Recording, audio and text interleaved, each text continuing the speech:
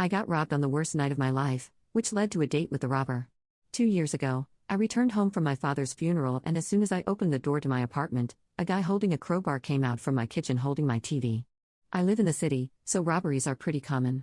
The guy began shouting at me and he clumsily dropped my TV and began holding the crowbar like it was a baseball bat. I was so stunned at what was happening that I didn't even move. The guy screamed at me to empty my pockets. From the stress of the last few days with my father passing away, I simply started crying. Not out of fear at what was happening, but because this was literally the worst time of my life. The worst moment. The worst minute and second. While crying hysterically, I gave the guy my wallet. I just sat on my floor and hugged my knees and told him, through my tears, to take whatever you want. He hesitated, looked down at me. He dropped my wallet and sat down beside me. Immediately, he began to comfort me. He began to apologize. He put my TV back on the table and told me it wasn't damaged. He told me that he lost his job and that his mom needed medicine that he couldn't afford and that they were homeless. He told me all of this while I just wailed. I cried for my father, who was lost. I cried for my future, for it was uncertain, and I cried because my home had been intruded on in the most violent way. For a good 10 minutes I sat on the floor with a guy who had every intent to rob me, telling me that it would be okay and that he was sorry. He begged me not to call the police. I just started screaming at him to get out. He ran away so fast that he left the crowbar. I threw it after him as he ran down the street. 2 days later, I came home from work and he was sitting in front of my door. I was so terrified that I pulled out my phone, but he had this look on his face of, I'm not sure how to describe it. Remorse, regret? He told me that he told his mom what he did, and his mom made me some soup. He handed me this tiny bowl wrapped in tin foil. Again, I was stunned and overwhelmed and angry that I slapped the bowl out of his hands and it shattered on the floor. I told him to leave or I was calling the police. He left. I remember he looked upset. I left the soup and shattered bowl outside my door, almost as a warning for him to not come back. About 3 months after that, I got a note in my mail slot from the guy. He told me his mother had passed away and that he was no longer homeless and that he had a job. He wanted to repay me for breaking into my apartment. He wrote down his address and told me that I was welcome to break into his place if I wanted, but he didn't have much stuff. This all overwhelmed me. I threw away the letter, but I remembered his address. I remember walking by there one day, out of curiosity. It was a ratty apartment building across the city. He was walking up to his room and he saw me. He waved. I turned away and left. He ran after me, apologizing again. Told me that he never meant to do what he did. He showed me the program from his mother's funeral that he kept in his wallet. He wasn't lying, she was real. He was real. He was a real person. I don't know what it was, but I believed him. We slowly began to grow together as people. I can't describe it. After a year of maintaining communication and learning about who he was, he enrolled in a local community college and began taking courses to earn credits before applying to university. I helped him study for his history class a lot. He's great at math and science though. I never invited him over to my apartment, however.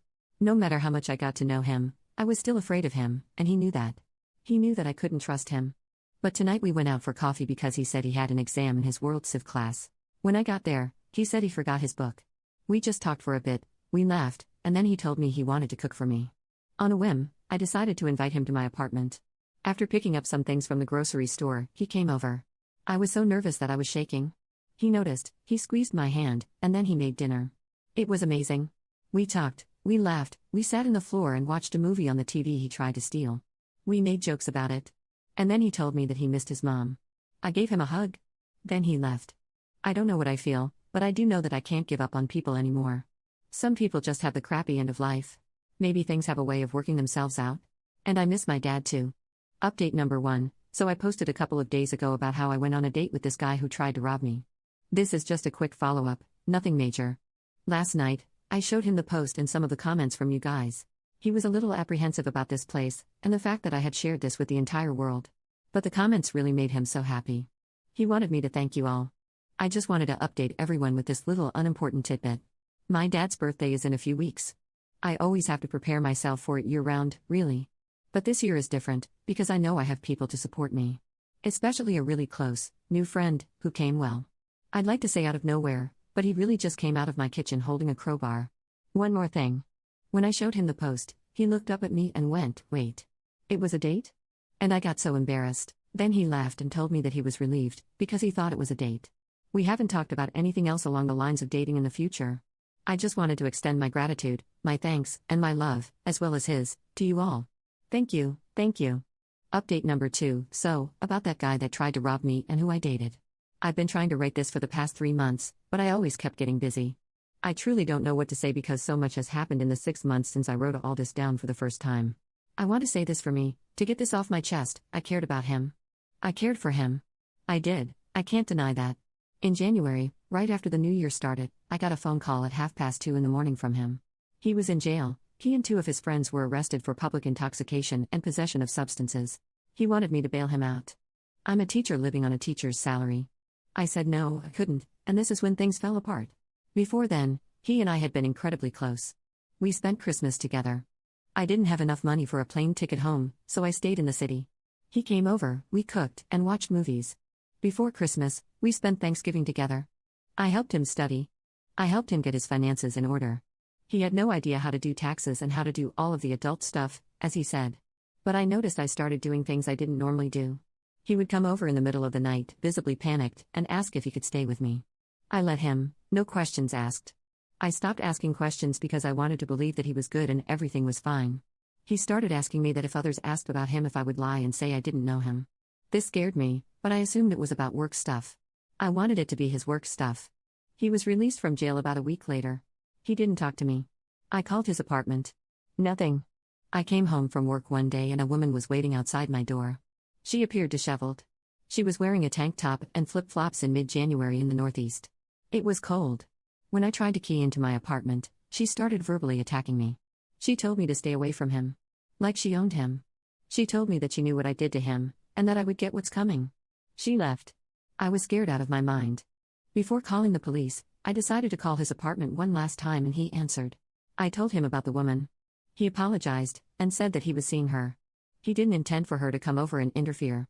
But that led me to another question: how did she know where I live, and how many others had he told where I lived? He hesitated before answering. I remember that. He just said he was sorry. I immediately packed an overnight bag, grabbed my most valuable items, and went to stay in a hotel. I used my credit card, my only in case of emergencies card, because I no longer felt safe, because of him. I came back to my apartment the next day. Everything was fine. He came over to apologize. I told him to get out. I started crying. When I'm angry, I cry. He tried to hug me, but I remember picking up a piece of wood. I had a dismantled IKEA shelf to protect myself. I demanded to know what he was doing. He told me he was selling substances. He told me that he had to do it because he knew people that would hurt him. Lies. I guess. I don't know. I told him to get out, and that I never want to see him again, and he got angry, even threatened to come back with his friends. I was racked with guilt for trusting him. He apologized again, and said he was sorry. I was questioning everything about him. I pushed him out. Locked the door. The teaching program I'm a part of rotates teachers in and out of schools across the country. Last year I put in a request to move across the country to be closer to home. 2 weeks after this encounter with him, I found out that my request was accepted and I was set to leave in March. My apartment was broken into and vandalized in early February. At night, he would come and knock on my door. I would call the police, but he would always leave before they got there. His guys started harassing me. Nothing was ever stolen, just broken. They broke a glass bottle my dad made for me when I was 6. He knew how much that meant to me. It was shattered beyond repair. The week before I left, I saw him outside my building. I called the police. He was walking over to me, and I remember having this fiery rage in me. It was this impassioned, red, angry heat that washed over me, and I took my keys, which are on a lanyard, and I just started hitting him. I ended up cracking his eye socket. When the police questioned him, they realized he was the one that was harassing me, and he was wanted for a myriad of other charges. After he fell down, after I cracked his eye socket with my keys, I started kicking him. I wanted him to pass away. I really did.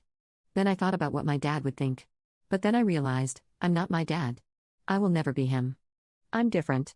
This is different. People are different. Not all of them are good, but some of them are. I am good. I am a good person. Right now I'm sitting in my new apartment in a brand new city. It's warm, and the rent is cheaper. I live in a neighborhood of old people. They're nice, they love that I teach kids, it makes them feel safe, I guess. Some days I leave my front door open and let in a breeze. I'm never afraid. The beach is literally a 7-minute walk, I've timed it, from my back door. I'm happy. So I'm putting this to rest. It's done. It's over. I'm tired. I'm posting this and not checking back anymore. I just wanted to tell someone, because no one in my personal life even knew this was happening. I still can't believe it happened. But it did, and it's done.